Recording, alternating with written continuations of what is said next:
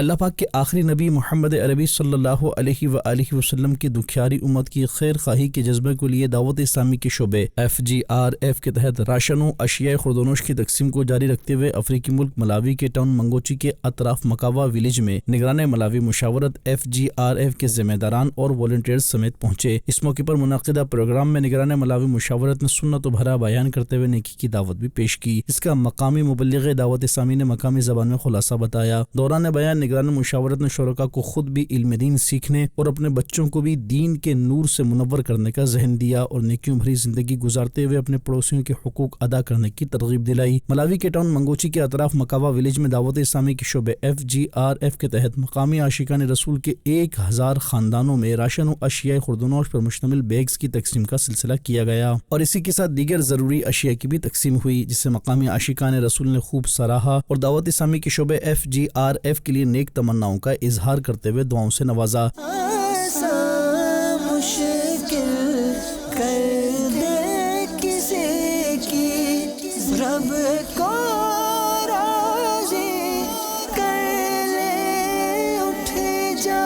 جبکہ FGRF کے ذمہ داران اور والنٹیئرز نے مدنی خبروں سے گفتگو کرتے ہوئے بتایا، As you can see, we're all in Mangochi, alhamdulillah. We're distributing food packs, blankets, soap. Inshallah, we're going to try and make it a habit to come more often and help others. Today we are here in Mangochi, alhamdulillah, as you can see.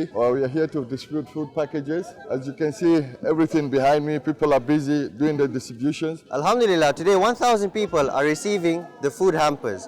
Not only that, they are also receiving buckets, soap, and a blanket as winter is coming. Your FGRF, alhamdulillah, is a global organization.